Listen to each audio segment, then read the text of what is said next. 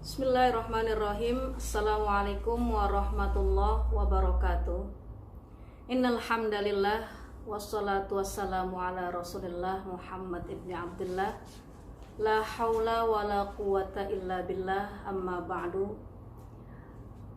Alhamdulillah, di kesempatan yang penuh berkah kita hari ini bisa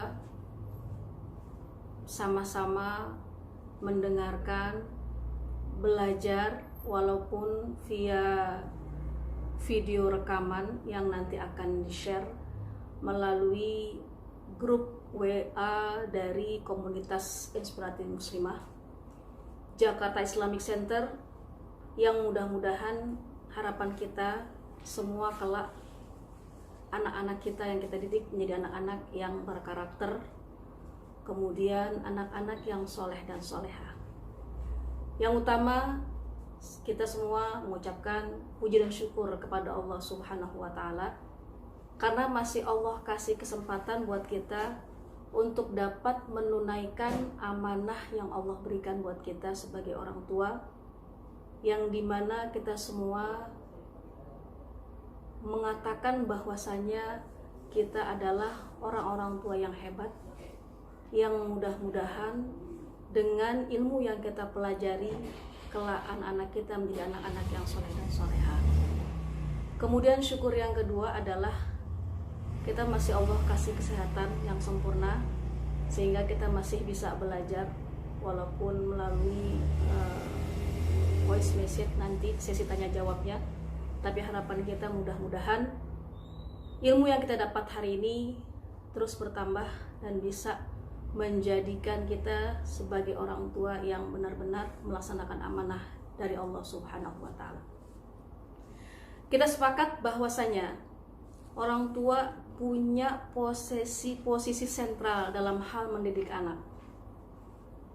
Kalau kita lihat dalam sebuah hadis Rasulullah SAW, kullu mauludin yuladu alal fitrah, bahwasanya setiap anak yang lahir itu dalam keadaan fitrah, menerima apa saja masukan kita secara pasif. Kenapa? Karena mereka saat itu dalam keadaan lemah fisik dan lemah mental. Bahkan seorang filosof abad 17, John Locke, mengatakan bahwasanya anak itu adalah ibarat kertas putih yang kosong, yang dimana peran orang tua ketika memberikan pendidikan kepada anak-anaknya ataupun lingkungan yang nantinya anak akan melihat segala keadaan ketika mereka berinteraksi, itulah yang akan menjadikan kertas itu menjadi penuh dan berwarna. Maka saya katakan di sini adalah bahwasanya anak itu bukanlah konsekuensi logis dari sebuah pernikahan saja, tapi anak merupakan sebuah amanah yang nanti akan dipertanggungjawabkan di akhirat kelak. Berapa banyak kalau kita lihat di masyarakat pasangan-pasangan yang menanti anak begitu lama, bahkan mereka rela mengeluarkan ratusan juta untuk memiliki seorang anak. Nah, itu sebagai rasa syukur kita kepada Allah yang hari ini kita diberikan anak-anak yang sehat, yang semuanya tumbuh kembang dalam lingkungan kita. Maka harapan kita semua di sini menjadi orang-orang tua yang bisa menunaikan amanah yang diberikan Allah Subhanahu wa Ta'ala. Kita teringat sebuah ayat surat An-Nisa ayat 9 yang Allah katakan dalam Al-Quran, a'udzubillahi minasyaitonirrajim, bismillahirrahmanirrahim, wal yakhshal ladzina law taraku min khalfihim dzurriyyatan dhi'afan khafu 'alaihim falyattaqullah wal yaqulu qawlan sadida. Hendaklah takut orang-orang yang meninggalkan anak keturunan mereka dalam keadaan lemah, maka bertakwalah kamu kepada Allah dan berkatalah dengan perkataan yang baik. Nah, ayat ini menjadi perhatian kita bahwasanya anak-anak yang Allah beri sebagai amanah adalah tanggung jawab kita untuk bagaimana kita sebagai orang tua bisa membentuk mereka menjadi anak-anak yang berkarakter, anak-anak yang memahami siapa Tuhannya, anak-anak yang faham agama dan mampu mengamalkan apa yang diarahkan dalam agama Islam.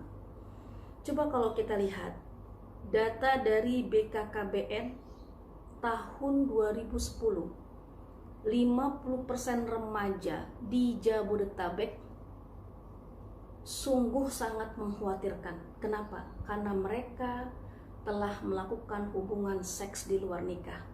La haula wala quwata illa billah. Ini apa yang terjadi sebenarnya?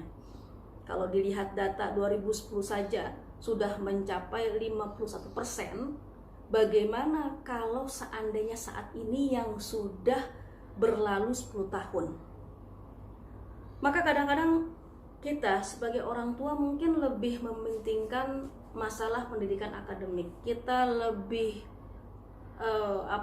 lebih senang, bahkan lebih banyak mengeluarkan untuk anak-anak kita dalam hal kursus bahasa Inggris, kemudian les matematika, les piano mungkin. Tapi kadang-kadang kita masih belum atau masih mengabaikan pendidikan agama buat anak-anak kita. Ya mungkin satu kasus banyak terjadi di kalangan masyarakat kita. Mereka memberikan infak buat guru-guru ngaji mereka masih di bawah standar. Ini yang sangat mengkhawatirkan bagi kita. Artinya banyak di antara kita mungkin masih banyak mementingkan pendidikan hanya dari akademiknya saja, tapi mereka mungkin belum sadar bagaimana mereka menjadikan anak-anak mereka paham agama, bagaimana mereka menjadikan anak-anak mereka mengerti tentang huruf-huruf dalam Al-Quran. Padahal kalau kita lihat dalam surat At-Tahrim ayat 6, Allah katakan, ya ayyuhalladzina amanu qu anfusakum wa ahlikum naro waquduhan nas wal hijarah 'alaiha malaikatun ghiladun syidadun la ya'sunallaha ma amarahum wa yaf'aluna ma yu'marun. Wahai orang-orang yang beriman, takutlah kamu kepada Allah. Perihal apa? Apa yang Allah katakan dalam surat At-Tahrim ini, bahwasanya Allah mengingatkan kita, ku anfusakum, jagalah diri kamu. Kita sebagai orang tua, sebagai model bagi anak-anak kita, wa ahlikum, dan keluarga kamu, termasuk anak-anak kita. Dari apa? Naro, dari api neraka. Yang ini merupakan jadi bahan pelajaran buat kita, bahwasannya kelak kita semua ini yang Allah berikan sebagai amanah berupa anak, semua akan ada pertanggung jawabannya. Dan pernah saya mendengar suatu riwayat mengenai ada seorang anak yang akhirnya menjerumuskan orang tuanya ke jurang neraka. Bagaimana itu bisa terjadi? Waktu itu ada seorang hamba yang soleh, bagus ibadahnya, kemudian baca Qur'annya rajin, kemudian dinyatakan oleh Allah dia masuk surga. Maka giliran anaknya yang diadili oleh Allah Subhanahu wa Ta'ala, ternyata ditanya, siapa Tuhan kamu? Dia nggak kenal siapa Tuhannya. Apakah kamu pernah atau kamu melakukan sholat 5 waktu? Dia juga tidak pernah melakukan sholat 5 waktu. Maka anak tersebut mengatakan, saya jadi begini karena orang tua saya tidak pernah memberikan pendidikan agama. Dia saja yang soleh, dia saja yang tahu tentang agama, tapi dia tidak pernah memperhatikan pendidikan anak-anaknya. Maka yang saat itu orang tua yang soleh yang dinyatakan akan masuk surga, ternyata dipanggil lagi oleh Allah Subhanahu wa Ta'ala, yang dalam riwayat tersebut orang tua tersebut akhirnya dijerumuskan ke dalam api neraka karena tidak menunaikan amanah yang Allah berikan berupa anak. Bahkan kalau kita nyatakan di sini, kita sebagai model, hendaklah kita mencontohkan yang baik-baik buat anak-anak kita. Pepatah Arab mengatakan kaifa istaqamma zillu wa'uduhu a'waj. Gimana bayangan itu bisa lurus kalau seandainya bendanya itu bengkok. Artinya bagaimana anak kita itu mau berjalan dalam tracknya, dalam fitrahnya, kalau kita sendiri sebagai model buat anak-anak kita jalannya nggak lurus. Maka ini sangat memberikan perhatian buat kita semua. Dan bahkan dalam suatu riwayat pada zaman Khalifah Umar bin Khattab, ada seorang yang mengadukan perihal kedurhakaan anaknya kepada Khalifah Umar bin Khattab. Saat itu orang tua tersebut mengatakan bahwasanya nih anak susah banget dibilanginnya. Maka saat itu Umar bin Khattab langsung memanggil anak tersebut. Maka ketika ditanya, siapa namamu? Wahai Khalifah, namaku adalah Ja'lan. Apa arti Ja'lan? Ja'lan itu artinya seekor kubang, seekor kumbang, seekor binatang yang sangat kecil. Kemudian siapa ibumu? Ibuku adalah seorang yang beragama Majusi.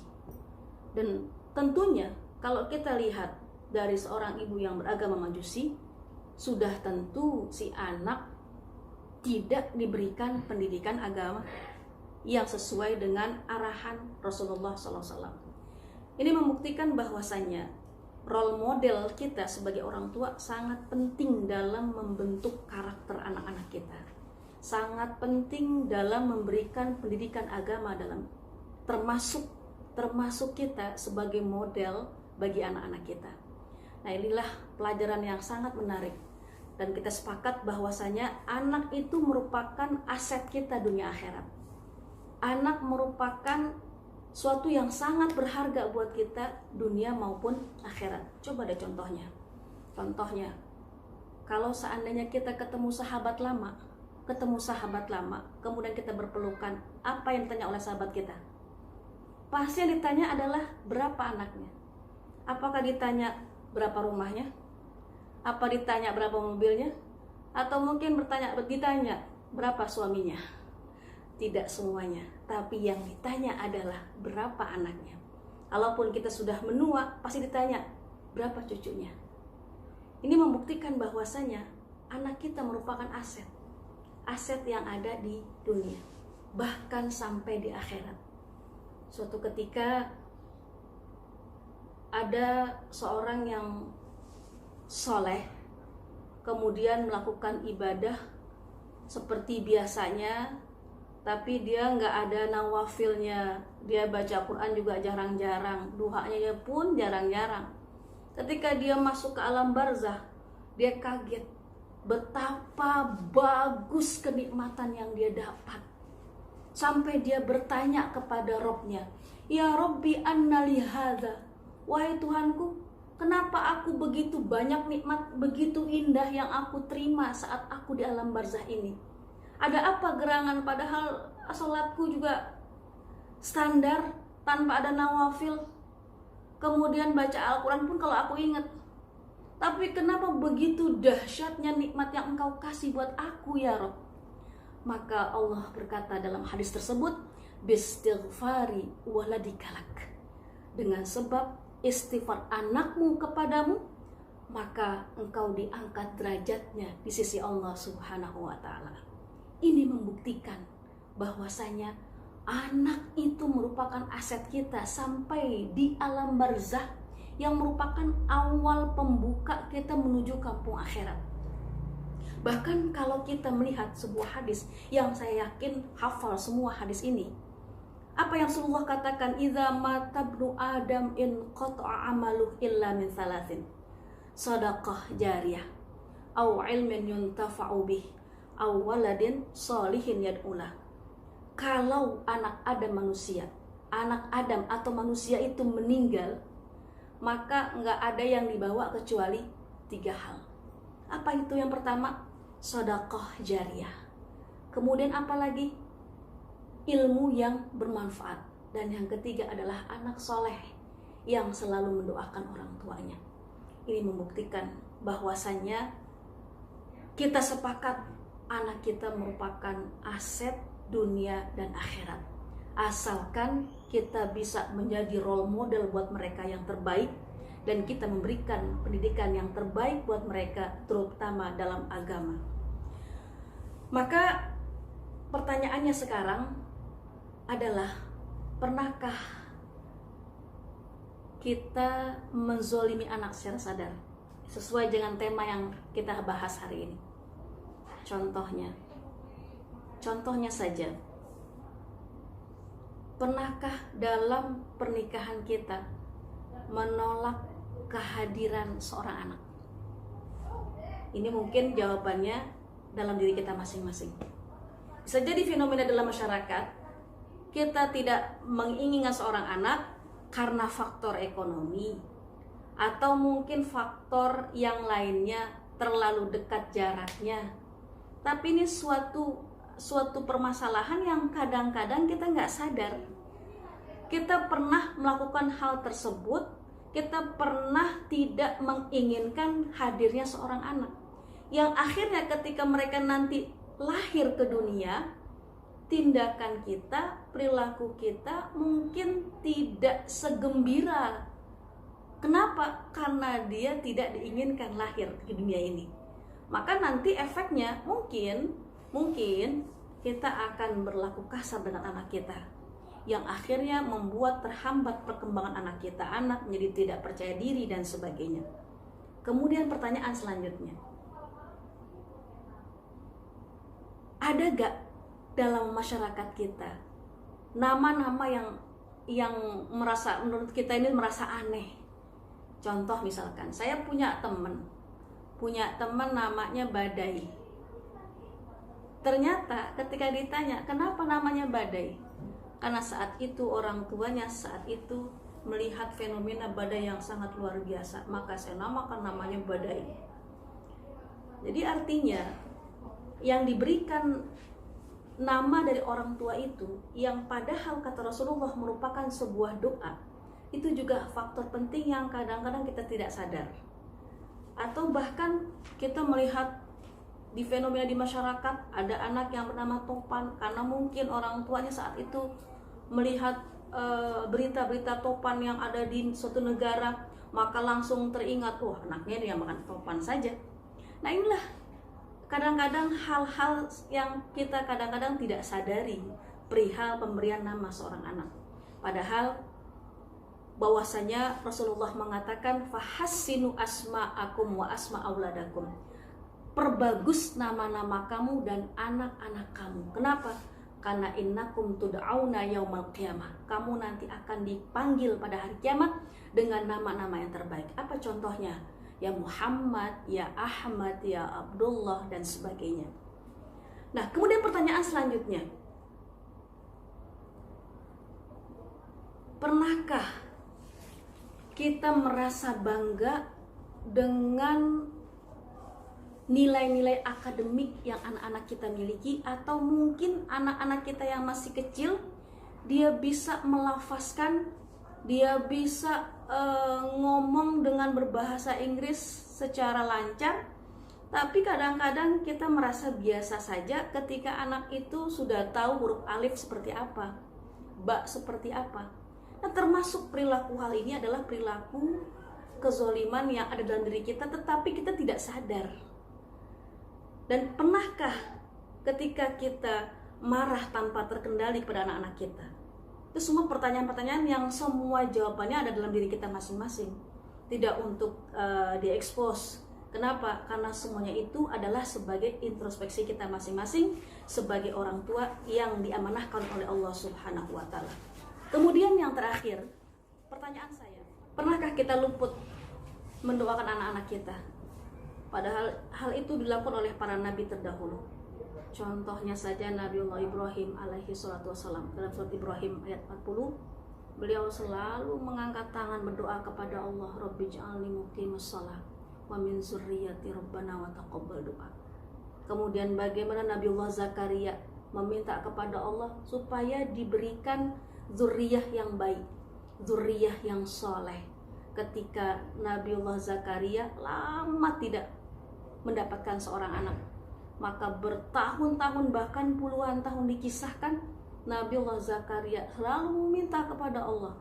Dalam surat Ali Imran ayat 38, beliau selalu mengangkat tangan dengan mengatakan, Rabbi habli min ladunka dzurriyyatan thayyibah innaka sami'ud du'a.